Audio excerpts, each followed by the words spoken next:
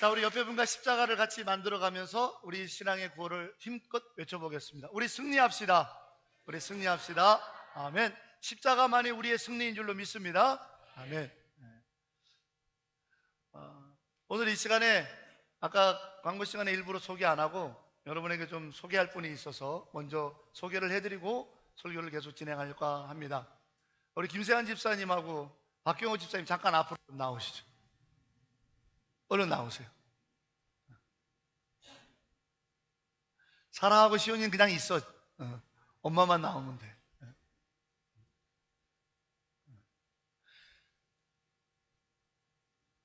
잠깐 앞으로 좀 나오시죠. 두 분이 부부인 건 아시죠?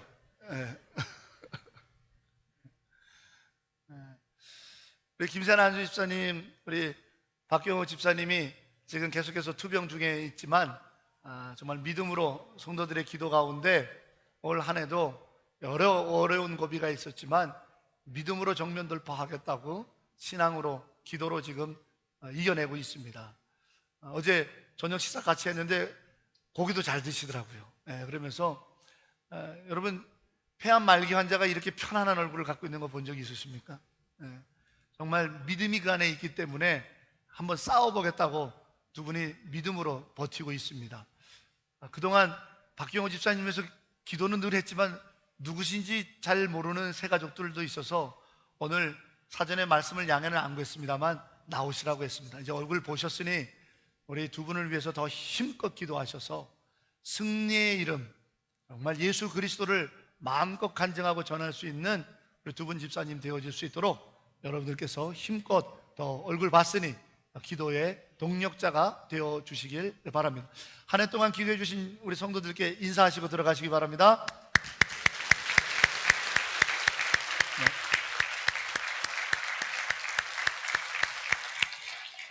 감사합니다. 네.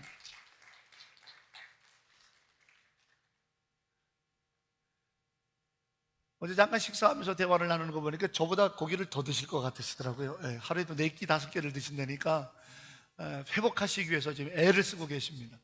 이제 세상을 향해서 반격을 시작했거든요. 여러분들이 질병을 향해서 반격을 시작했습니다. 여러분들이 우리 두 분 집사님을 늘 기억하면서 다시 한번 힘껏 기도해 주시기를 부탁드립니다. 제가 자란 강원도 평창은 물이 좋고 돌이 좋은 곳입니다. 그래서 수석하는 사람들이 참 많이 옵니다. 여러분 수석이 뭔지 아시죠? 돌이죠, 돌. 강가에서 자연 돌을 채취해서 그것이 어떤 멋진 빛깔이나 혹은 모습들을 만들어내면 그 수석이 잘 가꾸면 정말 어마어마한 가격에 팔리고 하더라고요. 워낙 깨끗한 지역이다 보니까 돌도 많고 그래서 강가에 늘 이 수석을 이렇게 주스려고 오시는 분들이 많아요. 돌을 보는 분들이 많더라고요. 그런데 돌을 보는 분들이 보니까 보는 눈이 다르긴 다르더라고요. 우리는 그냥 늘 강가에 있는 돌이에요. 그런데 그분들은 잠깐 이렇게 돌들 중에 파묻혀서 약간만 삐져나와도 범상치 않다고 생각하시더라고요. 또 우리는 늘 보던 돌이에요. 여러분 혹시 예전에 그런 놀이 해본 적 없으세요? 색깔이 있는 돌 막 빠가지고 가루로 만들어서 화장이라고 이렇게 발라본 적 없으세요? 저는 되게 많은데 여자친구들이랑 맨날 놀다 보면 걔네들이 맨날 이렇게 화장을 해주고 그랬어요. 그 돌로 그래서 그걸로 막 그래서 뭐 소꿉놀이하고 뭐 음식도 만들 때 이거 뭐 고춧가루에 하면서 이렇게 뿌리면서 그런 놀이들을 안 하신 것 같아요. 표정을 보니까. 저는 많이 했어요. 그래서 그만큼 우리 눈에는 그냥 그렇게만 보이는데 수석하시는 분들에게는 야, 이 빛은 어떤 빛이라고 딱 보이더라고요. 그래서 돌그 하시는 분들 정말 대단하더라고요. 그래서 한 번은 이 한반도 지형하고 비슷한 그런 무늬가 들어가 있는 돌도 한번 채취해서 그게 굉장히 큰 가격에 팔렸다. 강원도 평창에 그런 돌이 났다라는 얘기가 있으니까 많은 사람들이 몰려들고 하는 것들을 봤습니다. 맨날 백날 봐봐야 그 돌이 그 돌 같고 저 돌이 저 돌 같은 사람한테는 어쩔 수가 없어요. 그러나 그 돌을 볼 줄 아는 사람한테는 야, 이거는 정말 특별한 돌이다. 이거는 재질뿐만 아니라 문양도 그렇고 빛깔이 이런 돌이 없다라고 보여지는 사람에게는 보이는 거죠. 그러나 백날 그것을 들여다봐야 그냥 짱돌로 보이는 사람한테는 어쩔 수가 없어요. 특별히 우리 권사님들이나 나이 드신 집사님들한테 그 돌이 무슨 돌로 보여요? 오이지 누르는 돌로 보이잖아요, 그죠? 예. 오이지 누르는 돌, 야, 저 돌 오이지 눌러놓으면 좋겠다. 예. 그 말이 뭔지 모르시는 분은 집에 가서 물어보세요. 예. 그래서 오이지 누르는 돌 주워 왔다고 이렇게 가져가세요. 그러니까 사람들이 자기 보는 눈에만큼 그 돌이 보이는 거죠. 우리가 일상에서 봐야 될 것을 보지 못하는 눈뜬 장님으로 살 때가 참 많습니다. 봐야 될 것을 봐야 되는데 보지 못하는 눈뜬 장님과 같은 세월을 참 많이 보내요. 한국에서 목회를 하고 있을 때 아내가 아이들 때문에 잠깐 학교를 가고 뭐 일 때문에 왔다 갔다 해서 점심을 먹고 싶어서 사택에 들어가서 간단하게 라면 하나 삶아 먹고 왔다가 집사람한테 전화를 받았어요. 라면 삶아 먹고 갔냐라는 거죠. 그렇다 그러니까 그러면 이 싱크대에 있는 냄비로 라면을 삶아 먹었냐라는 거죠. 그렇다니까 한숨을 한참 쉬고 전화를 끊더라고요. 뭔가 잘못된 것 같아서 그 다음날 그날 저녁에 들어갔더니 아까 왜 그랬냐 그랬더니 정말 싱크대에 설거지 하라고 놓은 냄비에다가 라면을 끓여 먹었냐요. 맞다고. 그 많은 냄비 중에서 왜 하필 그 냄비를 갖다가 라면을 끓였냐. 왜 뭐가 잘못됐냐고 물어봤더니 그 냄비는 걸레 삶는 냄비라고. 예, 걸레 삶는 냄비라고. 그 이상하지 않아요? 어쩐지 물을 끓이는데 거품이 좀 나는 것 같기도 했었던 것 같고. 예, 걸레 삶는 냄비를 그걸 구분이 안 되냐고. 그 뚜껑도 없는 냄비를 그걸 왜 어쩌다가 거기다가 라면을 삶으면서 없어서 그냥 다른 냄비 갖다가 뚜껑 갖다가 덮었지 이렇게 얘기를 한 적이. 어쩔 수가 없는 것 같아요. 살림을 안 하는 저에게는 그게 라면을 삶는 냄비인지 걸레를 삶는 냄비인지 구분이 안 가는 거예요. 남자분들 웃으셨지만 냉장고 한번 열어보세요. 냉장고 열어갖고 냉장고에 뭐가 있는지 찾아서 제대로 드실 수 있느냐? 저는 그게 안 되더라고요. 간단하게 뭐 좀 하나 꺼내 먹으려고 냉장고를 열어봐야 뭐가 있는지 도대체 안 보이는 거예요. 그럼 전화를 해요. 그거 도대체 냉장고에 어디 있냐고. 그러면 어디 있다고 아무리 설명해줘도 잘 안 보여요. 그럼 포기하고 말아요. 그 조그만 냉장고 안에 있는 음식이 눈에 안 들어오는 거예요. 눈뜬 장님이 다른 게 없죠. 그런데요, 제 방에 있는 목양실에 있는 책은요, 어느 책이 어디에 꽂혀 있는지 정확하게 알아요. 저희 아내가 전에 한번 저 몰래 저한테 말도 안 하고 책을 한 권 가져갔어요. 저 책이 하나 비어 있는 것 같아요. 그래서 전화를 했어요. 당신 이러이러이러한 책 가져갔어요? 그랬더니 깜짝 놀랐네요. 어떻게 알았냐면 말도 안 하고 그 많은 책 중에서 그 책을 꽂아가 빼갔는데 제목까지도 불러가면서 그 책 가져갔냐고 부르니까 깜짝 놀랐네요. 그거는 정확하게 알면서 냉장고에 있는 음식 하나 못 찾고 걸레 삶는 냄비인지 라면 삶는 냄비인지를 구분 못하는 거죠. 우리는 우리 일상생활에서 이렇게 가끔씩 눈뜬 장님 같은 그러한 일을 경험합니다. 왜 그렇죠? 내가 관심이 없는 분야이기도 하고 내가 신경을 써서 듣거나 그렇게 하지 않기 때문에, 마음을 두지 않기 때문에 그렇게 우리는 그런 부분에서 놓치고 사는 것들이 많이 있어요. 여러분, 봐야 될 것들을 보지 못하고 말이죠. 지난 목요일날 신방이 끝나고 같이 식사를 나눈 다음에 제가 걸어서 집에를 갔어요. 걸어가다 보니까 몇 분 우리 교회 집사님들 차로 가다가 목사님 하면서 이렇게 창문을 내리고 가짱 서서 인사를 했는데요. 걸어간 이유가 있어요. 가끔 제가 아규레 거리를 걷습니다. 왜냐면요, 차 타고만 맨날 가다 보니까 목적지만 보고 가다 보니까 아규레에 뭐가 있는지 놓칠 때가 참 많아요. 그런데 햇살 좋은 날 이렇게 걸으면요, 이런 게 있었나? 우리 동네에 이런 상점이 있었네? 이런 공터가 있네? 전에 한 번도 보지 못했던, 운전하고 다녔을 때는 전혀 알지 못했던 그러한 상점도, 그러한 공간도 눈에 들어오게 됩니다.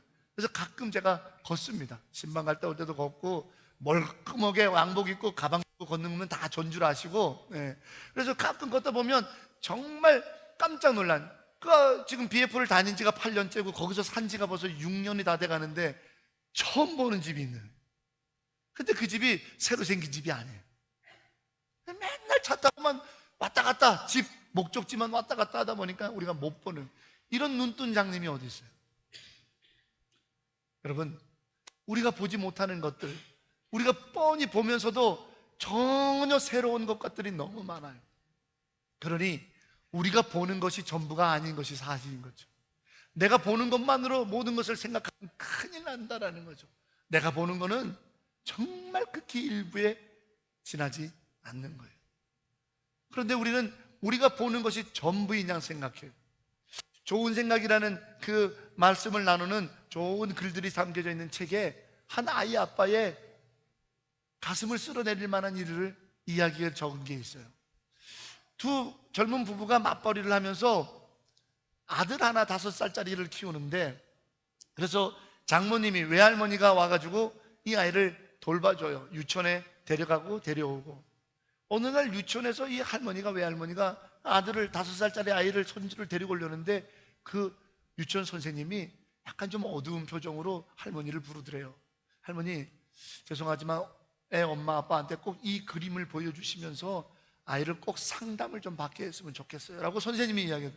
그 그림을 보니까 웬 남자아이, 남자 사람을 그렸는데 온몸에 종기 같은 혹을 전부 다 온몸에다가 그려놓은 거예요. 보기에도 좀 흉측할 정도로. 물어보니까 이걸 아빠를 그리는 시간에 아빠를 이렇게 그렸다는 거예요. 그러면서 그 유치원 선생님이 하는 얘기가, 그림은요, 특별히 어린아이들은 그림에 자기 성격과 자기 생각과 상처가 다 나오게 되어요. 그래서 이거는 뭔가 문제가 있습니다. 애 아빠의 몸에 피부병이 없는 한은 이렇게 그릴 수가 없습니다. 꼭 상담을 하실 필요가 있습니다. 그러니 할머니가 얼마나 가슴이 덜컥 내려앉아요. 딸한테 전화해서 너 오늘 빨리 퇴근해라. 퇴근해서 자초지정을 얘기하니까 엄마는 또 얼마나 가슴이 내려앉아요. 애 맞벌이 한답시고 얘 혼자 놔둬서 이렇게 됐나? 애가 성격이 삐뚤어졌나? 세상을 보는 게 이러나? 아빠를 흉측한 괴물로 보고 있나? 뭘 잘못했나? 우울해진 거예요. 남편한테 빨리 전화해서 빨리 들어오라고. 그날도 늦게 퇴근했어요. 아들이 자고 있는데 깨울 수는 없고, 그 다음날 아침까지 두 부부가 뜬 눈으로 밤을 새고 아이가 눈을 떴을 때 물어보는 거예요. 아들아, 어저께 유치원에서 아빠 그림 그렸다며? 아이가 아무렇지도 않듯이 그림을 자랑하는 거야. 이게 아빠 그랬어. 근데 이 아빠의 온몸에 난 혹은 뭐야? 라고 물었. 그 아들이 하는 얘기가, 그거 혹 아니야 아빠 근육이야, 알통 이렇게 얘기하는. 자초지정을 들어보니까 불과 며칠 전에 오랜만에 휴일날 출근하지 않아서 아들이랑 놀아준 거예요. 이 아빠가 오랜만에. 그런데 야, 아들한테 이제 힘들어. 이거 봐봐 맘마, 이게 알통이야 알통. 아빠 알통은 이래 여기 한번 매달려봐. 그래서 여기에 애가 두 손으로 매달리니까 아빠 알통 힘세지 막 이렇게 놀아준 기억이 나. 이때 이 아들이 5살짜리 아이가 아빠하고 오랜만에 이렇게 재미나게 놀았는데, 그 재미나게 노는 거에 아빠 알통이잖아요. 그러니까 우리 아빠는 온몸에 알통이 있었으면 좋겠다라는 거예요. 그래서 맨날 놀아주면 좋겠다. 그래서 아빠를 자랑하기 위해서 온몸에 알통을 다 그려놓은 거예요. 자랑하기 위해서. 이 이야기를 읽으면서 저는 그런 생각을 해봅니다. 우리가 보는 눈이 틀렸다라는 거예요. 이 5살짜리 아이가 보는 눈에는 우리 아빠의 알통, 우리 아빠가 이렇게 힘이 세다라고 하는 자랑으로 그려놨는데, 어른들이 보는 눈은 너무 세상적이야. 너무 인간적인 것도 너무 많이 알아. 이건 아이의 아동 심리학적으로 뭐고 어쩌고 저쩌고. 우리 아빠 알통이야. 그냥 우리 아빠 알통. 이 아이가 아빠를 그렇게 자랑하면서 그려놓은 아이의 그 뿌듯함, 오랜만에 아빠하고 재미나게 놀았던 그 기억, 그것이 너무 좋아서 그려놓은 것을 보지 못하고, 우리는 아이가 심리적으로 잘못됐다, 아이가 뭔가 삐뚤어진 모양이다, 우리식으로 보고 있는 거예요. 우리식으로. 눈동장님이죠. 눈동장님이에요. 여러분, 그렇습니다. 성탄은 우리식으로 봐서는 안 되는 거예요. 이제 내일이 성탄인데 이 성탄을 맞아서 강림절을 우리가 지켜오면서 성탄을 자꾸 우리 눈으로 바라봐요. 예수님을 내 식으로 바라보는 거예요. 그게 눈동장님이에요. 눈동장님. 왜 예수님을 우리 눈으로 바라보나요? 예수님을 우리에게 보내신 바 누구예요? 하나아들을 우리에게 보내신 바 되었으니, 오늘 예배를 시작하면서 이사야 9장 6절 말씀을 읽어드렸어요. 하나아들을 우리에게 보내신 바 됐다는 얘기는 뭐냐면, 하나님께서 당신의 독생자를 우리에게 보내셨다는 거예요. 예수님을 이 땅에 보내신 주체는 하나님이세요. 하나님께서 예수님을 이 땅에 보내신 거예요. 그러니 하나님의 눈으로 봐야죠. 왜 보내실 수밖에 없는지. 그런데 예수님을 우리 눈으로 보는 거예요. 예수님을 우리 눈으로 보니까 오해가 생기는 거죠. 예수님을 우리 눈으로 보니까 문제가 생기는 거예요. 예수님을 우리 눈으로 보니까 착각하는 거예요. 예수님을 우리의 눈으로 보고 있으니까 눈뜬 장님이 되어진 거예요. 예수님을 우리의 눈으로 보고 우리의 필요로 보고 우리 생각으로 바라보고 우리의 지식으로 바라보니까 우리 삶에 예수님의 역사가 없는 거예요. 예수님의 영광이 없는 거예요. 예수님의 살아계신 증거들이 나타나지 않는 거죠. 개입되어지지 않으니까.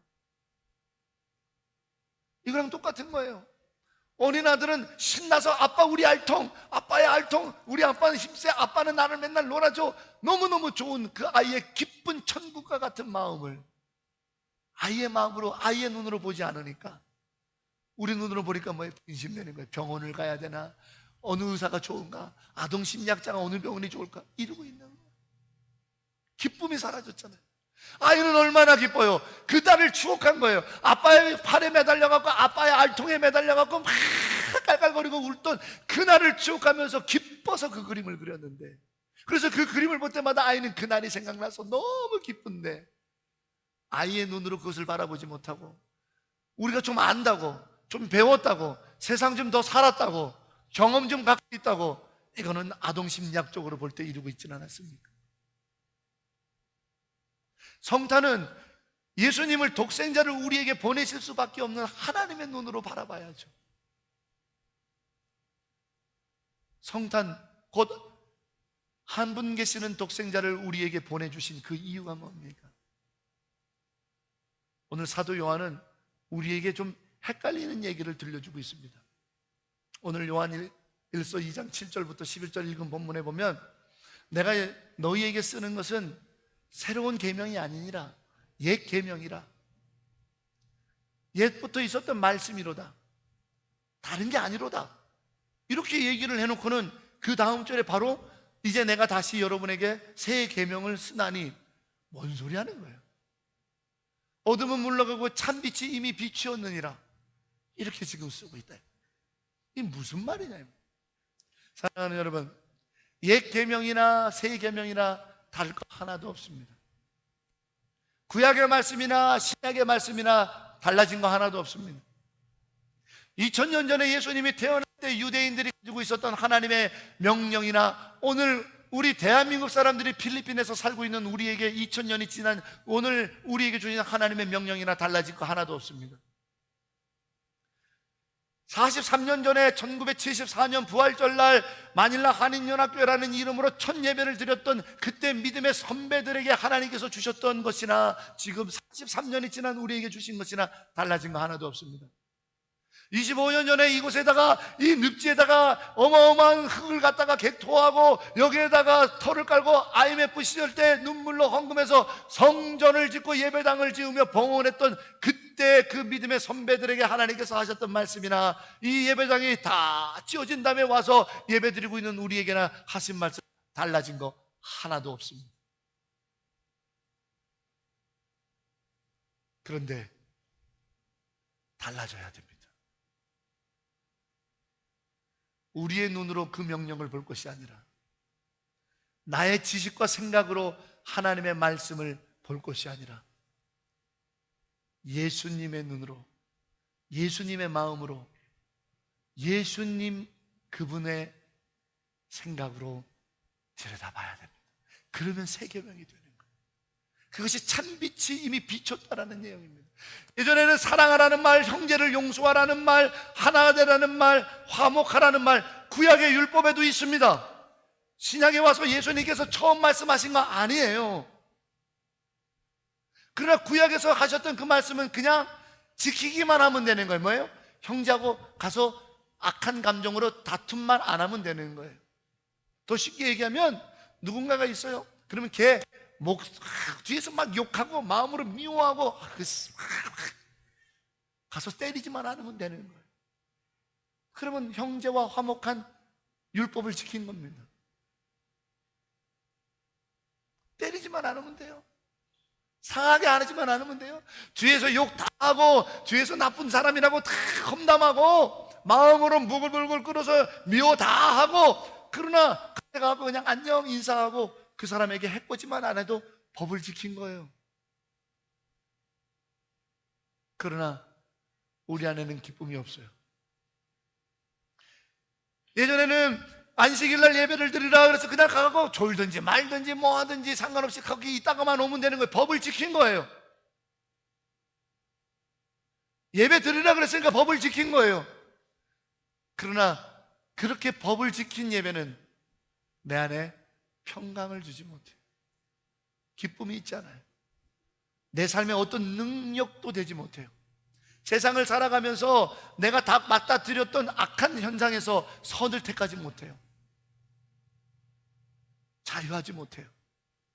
늘 마음에 무거운 죄책감이 있어요. 아무리 예배당에 앉아 있어도 법으로 드렸던 예배는 나에게 해방을 주지 못해요. 그리고 때로는요, 세상 사람들처럼 그 법도 돈으로 지킨 것처럼 될 때도 있어요. 법은 그래요. 그래서 심지어는 안 걸리기만 하면 돼요. 법은 그런 거예요. 붙잡히지만 않으면 되는 거예요. 그러면 법을 지킨 거예요. 법은 그런 거예요.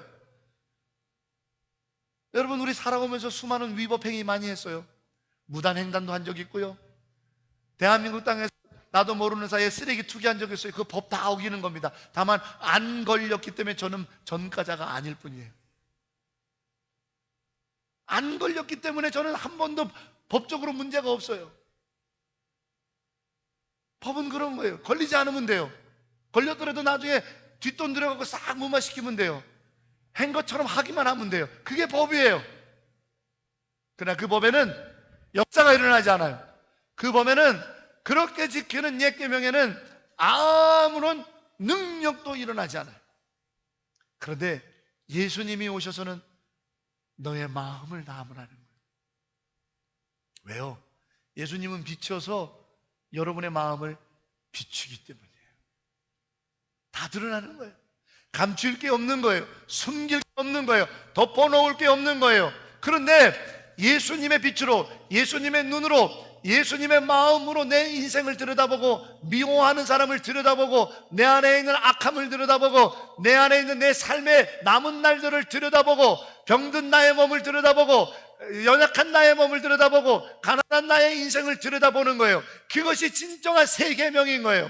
왜일까? 주의 도움을 요청하는 거예요. 주님께 영광의 역사들을 간구할 때에 예수님, 나의 가난은 무엇 때문입니까? 예수님, 나의 질병은 무엇 때문입니까? 예수님, 나의 이 미움은 무엇 때문입니까? 예수님, 당신이 필요하다고 내 인생을 예수님과 함께 들여다보는 게 진정한 성탄이에요. 그것이 새 계명이에요. 그것이 눈을 여는 일입니다. 사랑하는 여러분, 성탄을 즐기십시오. 성탄을 축복하십시오. 성탄을 맞이하십시오. 그러나 세상이 말하는 성탄의 축제를 즐기지 마시고 진정한 성탄, 예수님으로 여러분의 인생을 들여다보시는 놀라운 성탄이 저와 여러분 안에 일어나기를 축복합니다. 우리가 예수 왜 믿습니까? 우리가 성탄을 왜 즐거워해야 됩니까? 우리가 성탄을 왜 맞이해야 됩니까? 우리가 성탄을 왜 축복해야 됩니까? 한 가지입니다. 이제는 예수님, 이 땅의 만왕의 왕이시고 우리를 위하여 하늘로부터 임하신 그 전능하신 분이 내 인생에 개입하기 시작하셨다라고 하는 사건이 성탄이기 때문에 그렇습니다.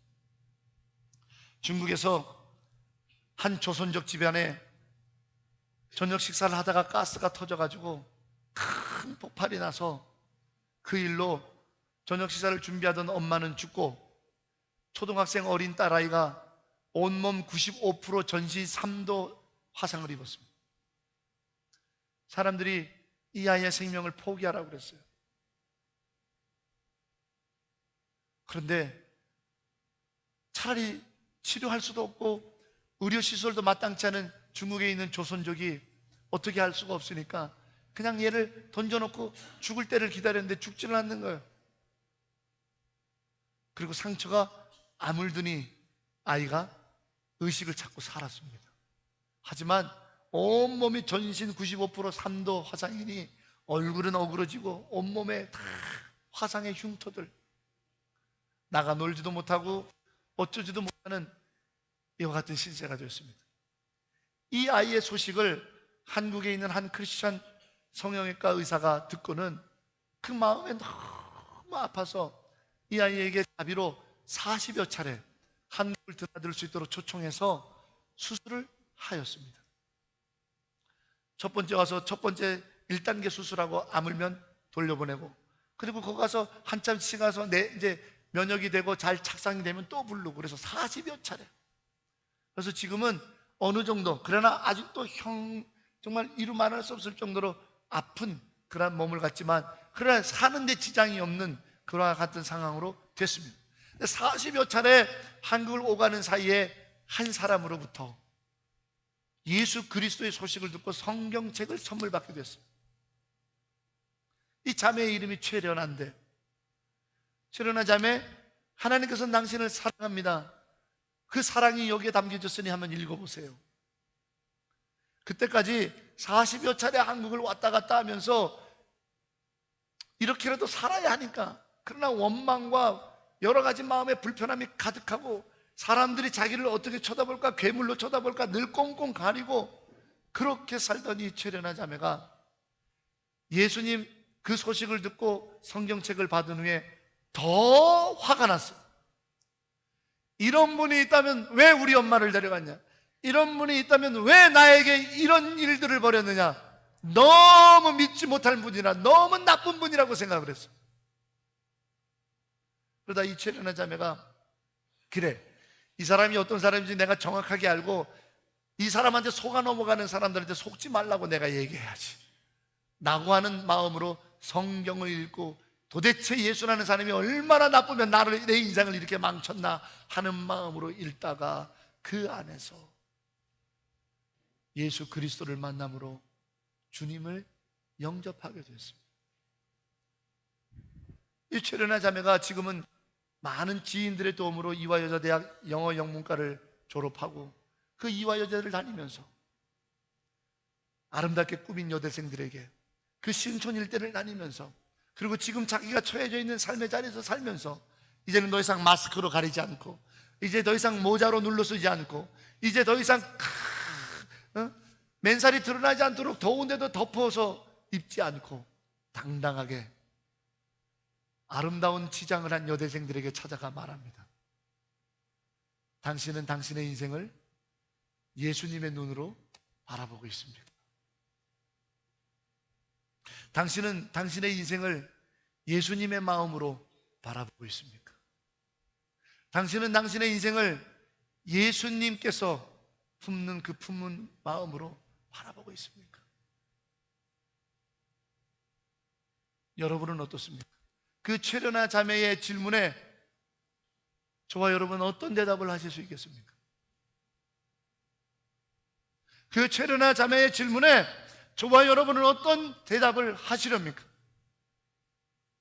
내일이 성탄입니다. 우리는 메리 크리스마스 하면서 성탄을 즐겨왔습니다. 메리 크리스마스 하면서 성탄을 수없이 맞아왔습니다. 메리 크리스마스 하면서 성탄의 선물을 수없이 주고받아 왔습니다. 그리고 이번 성탄도 어쩌면 카드도 주고받고 선물도 주고받고 인사도 주고받고 할 것입니다. 그러나 성탄을 맞으면서 나 때문에 오실 수밖에 없었던 예수님의 마음으로 내 인생을 들여다본 적이 있습니까? 성탄을 맞으면서 나의 어떠함, 내가 지금 가난하고 내가 지금 질병에 있고 내가 지금 여유가 없고 나의 어떠함에 의해서 이 성탄을 좌지우지하면 그거는 축제입니다. 왜? 휴가입니다. 왜? 내가 지금 경기가 안 좋으면 휴가 안 가도 되니까. 그러나 성탄은 나의 축제가 아닙니다. 성탄은 나의 어떠함 때문에 맞아도 되고 안 맞아도 되고 참여해도 되고 안 참여해도 되고 하는 것이 아닙니다. 성탄은 하나님께서 나를 보고 내게 오신 날입니다. 하나님께서 나를 그렇게 보고 계시는 겁니다. 하나님께서 나를 도와주지 않으면 안 된다고 보시는 겁니다. 하나님께서 나를 죄사함하여 주고 깨끗하게 해주시면 안 된다고 보시는 거예요. 주님의 눈으로 내 인생을 바라보세요. 그게 성탄의 날이에요. 그것이 성탄을 맞는 우리의 기쁨이어야 합니다. 주님의 눈으로 나의 모습을 바라보세요. 주님의 눈으로. 제가 처음 목회를 시작할 때 참 많이 어려웠었습니다. 물질적으로도 굉장히 많이 어려웠고요. 우리 찬양단은 앞으로 나와주세요. 그 첫 목회에 가가지고요, 와, 한 달에 사례가 25만 원이었거든요. 근데 그 25만 원 사례를 받아가지고 11조를 내고 감사원금을 떼고 주일원금을 내. 근데 그때 큰애 광성이가 막 100일쯤이었거든요. 그 분유값도 안 나와요. 분유값도 안 나와요. 그러니 그때는 살아갈 방법이 딱 하나예요. 뭐냐면 당시에는 신용카드 회사들이 서로 연계가 되지 않았기 때문에 카드 돌려막기가 가능했어요. 그래서 카드 결제 날짜를 일주일 단위로 달리해놓고 카드 4개를 가지고 돌려막기 하면서 그렇게 4년을 목회했더니 빚이 한 3천만 원 되더라고요. 그 사이에 둘째 희은이도 낳지. 그래서 제가 4년을 목회하고 담임 목회지에서 4년을 목회하고 나올 때 제가 받았던 사례가 35만 원이었습니다. 35만 원을 받아가지고 두 아이를 키우면서 4년을 시골에서 목회하면서 기름 보일러는 떼지도 못하고 연탄 보일러 놓고 그러면서 살아가 봤어요. 그런데 그때 너무너무 마음이 힘들고 생활이 어려우니까 그때마다 병들어 계시는 어머니한테 가가지고 제가 물어봅니다. 엄마, 날 좀 위해서 기도 좀 해줘. 나 너무 힘들어. 그랬더니 저희 어머니가 하시는 말씀이, 하나님께서 다 예비하셨어, 진 목사. 자, 우리 옆에 분 한번 보세요. 옆에 분에게 이렇게 얘기합시다. 나 좀 도와줘, 나 너무 힘들어. 시작. 그럼 이렇게 한번 대답해 주세요. 하나님께서 다 예비하셨어. 짜증나죠, 그죠? 짜증 안 나세요? 저는 저희 어머니한테 목회하다가 엄마 너무 힘들어 그랬더니 하나님께서 예비 다 하셔서 진 목사, 무지 짜증이 나더라고요.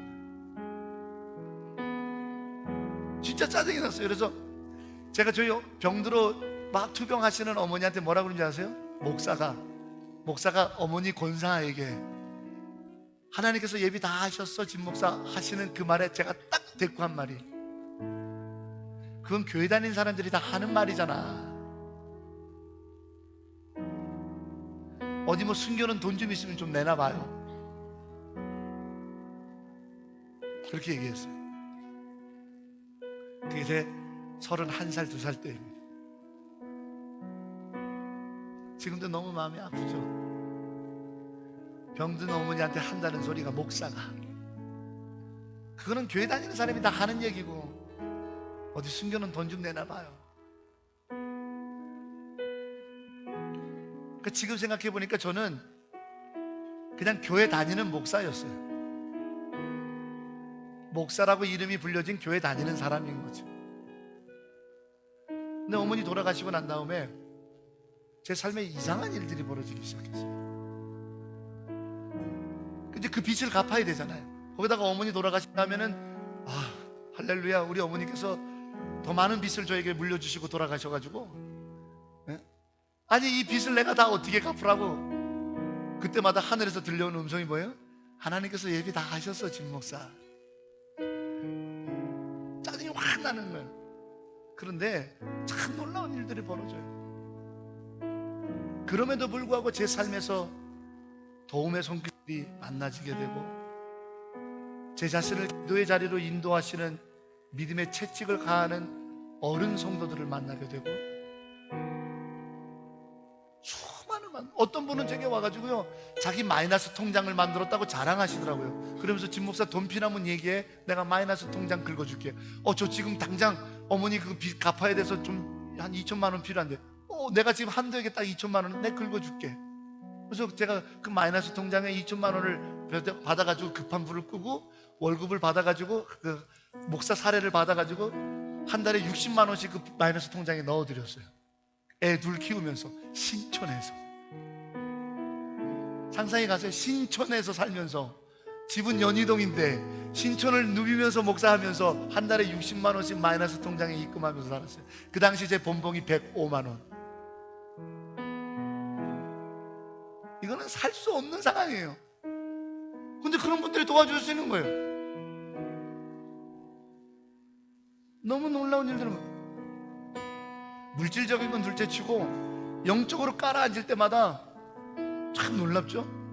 새벽기도 설교를 부목사 제 순서가 돼서 새벽기도를 딱 하고, 그리고 탁 지친 어깨로 축 처져가지고 투벅투벅, 제가 걷는 거 좋아하니까 신촌 앞에서부터 연희동 로타리까지 저희 사택이 거기니까 새벽기도 끝나고 털털 걸어가는데 한 중간쯤 갔는데 누가 빵빵 거려요. 인도로 가는데 이렇게 보니까 새벽에 차가 별로 없으니까 거기다 세워놓고는 창문을 내리고는 권사님 한 분이 목사님 하고 불러요. 새벽기도 끝나고 가시는 거야. 그러면 왜요 권사님 하고 투덜투덜하고 내려가요. 그러면 비닐봉지에다 뭐 주선수는 싼 걸, 목사님 주려고 하는데 벌써 나갔네. 김치가 들어져 있어요. 그거 갖고 먹는 거예요.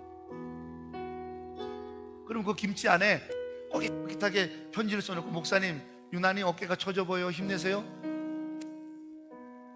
또 한 3만 원 4만 원 넣어주셨어요. 그럼 그거 갖고 애들 뭐 사주라고 그러고 그렇게 사는 거예요. 근데 돈 3, 4만 원이 중요한 게 아니고 김치 한 덩어리가 중요한 게 아니고, 그게 그렇게 위로가 되는 거예요. 내가 뭐라고 그 김치 한 덩어리를 주려고 새벽에 싸가지고 비닐봉지에다 꽁꽁 해가지고 와가지고 둘이 범벅에다가 없으니까 걸어갈 텐데 어디쯤 갔나 찾아가고 와갖고 저기 있다 하고 빵빵 눌러갖고 그걸 주고 가냐고요. 그때마다 하늘에서 음성이 들려요. 하나님께서 다 예비하셨다. 여러분, 어머니 살아계셨을 때, 젊은 목사였을 때 팽팽팽팽 머리가 돌아가고 지식이 많고 능력이 있을 것 같고 젊음이 있었을 때는 그거는 교회 다니는 사람들이 하는 얘기고요 라고 얘기했던 그 하나님이 예비하셨다라는 어머니의 음성이 살면 살아갈수록 왜 그렇게 바라보게 되죠? 아무리 어려움이 있어도요, 하나님이 예비하신 것이 뭘까 그거부터 찾게 돼요. 제게 어려운 일이 생기잖아요, 또 힘든 일이 생기잖아요. 저도 욕도 먹잖아요. 성도들에게 뭐 이러이러한 불평하는 말들이 들어온대요. 그러면 마음이 상하죠. 그럴 때 뭐라고 딱 생각하냐면, 하나님이 이걸 뭘 예비하셨을까? 그거부터 찾게 돼요. 저도 물질 문제 있잖아요. 저도 자신 문제 있잖아요. 저도 건강 문제 있잖아요. 이런 문제 딱 당하면 제일 먼저 막 낙심되고 실망하고 이런 게 아니라요, 하나님이 다 예비하셨잖아. 그거부터 찾게 돼요. 뭘 예비하셨을까? 하나님 뭘 예비하셨을까? 하나님 뭘 예비하셨을까? 이번 일을 통해 하나님 무엇을 예비하셨을까? 이번 일을 통해 하나님 무엇을 너무 기대가 되고 위로가 되고 희망이 되는 거예요. 여러분, 성탄은 우리의 눈으로 보는 게 아니라 하나님의 눈으로 보는 거예요. 우리에게 주님이 필요하기 때문에 하나님의 눈으로 보니까 보내주신 거예요. 우리에게 물질이 필요했다면 돈벼락을 주셨겠죠. 그냥 우리에게 필요한 게 물질이 아니었던 거예요. 우리에게는 한없는 천국의 소망과 우리의 인생의 거리에서 늘 위로를 해주고 우리 손 잡아주고 내가 너를 안아줄게, 우리가 사망의 음침한 골짜기에 있어도 홀로 있게 하지 아니하는 그분이 필요했던 거예요. 주님요, 하나님 그분요. 그래서 그분이 낮고 낮은 이곳에 와서 우리의 삶의 현장에 같이 울어주고 계시고 같이 아파하고 계시고 같이 위로하여 주시면서 힘내라 힘내라 힘내라, 천국의 소망이 저기 있지 않냐, 눈을 들어보라고 우리의 마음의 눈을 자꾸 열어주고 계시는 거예요. 왜요? 하나님 이미 다 예비하셨잖아요. 고린도전서 2장 9절, 하나님은 당신을 사랑하는 자를 위하여 예비하셨나니 눈으로 보아도 보지 못하고 귀로 들어도 듣지 못하고 마음의 생각으로도 품지 못함이로라. 할렐루야. 하나님은 이미 예비하셨는데 우리가 못 보고 있는 거잖아요. 그러니까 주님이 볼 수 있도록 우리의 눈을 열게 하시고, 참 아픈 일이 성탄절을 앞두고 우리가 살고 있는 조국 대한민국 충북 제천에서 일어났죠. 많은 분들이 빌딩에서 갇혀서 불에 의해서 목숨을 잃으셨습니다. 뉴스 보도를 보니까 2층에서 많이 돌아가시고 3층에 계신 분들은 대부분 탈출했다고 합니다. 차이가 뭐였냐면 3층에 있었던 분 중에 한 분이, 일하던 분이 비상구를 잘 알기 때문에 막 우왕좌왕하던 손님들을 다 이끌고 비상구로 쉽게 빠져나왔기 때문에 살았고, 2층은 더 낮은 곳에 있음에도 불구하고 마침 그 2층 여자 목욕탕에서 일하던 오래된 관리인이 사임하셔서 아무도 비상구 위치를 알지 못해서 비상구에 가는 문을, 비상구가 어디에 있는지 그 문을 알려주는 사람이 없어서 그만 많은 분들이 2층에서 목숨을 잃었다라는 뉴스 보도를 들었습니다. 우리도 세상의 고통 속에 갇혀 있어요. 우리도 세상살이에 갇혀 있어요. 우리의 앞을 보지 못하도록 숱한 두려움과 염려와 또 화려한 세상의 쾌락들의 먼지들이, 연기들이 우리의 눈을 가려요. 어디가 탈출구입니까? 어디가 생명의 문입니까?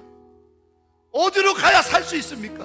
우리는 못 찾고 헤매고 있을 때, 너가 지금 못 찾고 있으니 내가 가서 그 문을 너에게 인도해 줘야겠다고, 그분이 필요한 거예요. 그 순간에 우리에게 돈이 우리에게 문을 열어주는 거 아니에요. 그 순간에 우리의 건강이 우리의 문을 열어줬던 거 아니에요. 그 순간에 우리 지식이 우리의 문을 열어주는 거 아니에요. 그 길을 아는 사람만이, 그 문을 아는 사람만이 그 문을 열어줄 수 있어요. 안치 앞도 내다볼 수 없는 불길과 연기 속에서는 그 문을 아는 사람만이 문을 열어줄 수 있는데, 그래서 그분이 오실 수밖에 없는 거예요. 그러므로 우리는 이제 우리의 인생의 문제를 주님과 함께 바라봐야 돼요. 여러분, 혼자 보지 마세요. 아무리 두렵고 어려운 일이 있어도, 아무리 힘든 일이 있어도 세상의 눈으로 보지 마시고 마음의 눈을 열어서 주님의 눈으로 여러분의 인생을 바라보게 되시기를 주의 이름으로 축원합니다. 이것이 성탄이에요. 마음의 눈을 열고 주님을 보세요. 주님의 눈으로 세상을 보시고 내 인생을 바라보세요. 살 길이 열립니다. 생명의 문이 열려집니다. 하나님의 역사들이 나타날 줄로 믿습니다. 이 성탄의 영광, 성탄의 역사가 오늘 저와 여러분 안에 주님의 눈으로 우리의 인생을 바라보는 놀라운 위대한 역사 안에 일어나게 되기를 주의 이름으로 간절히 축원합니다. 기도하겠습니다.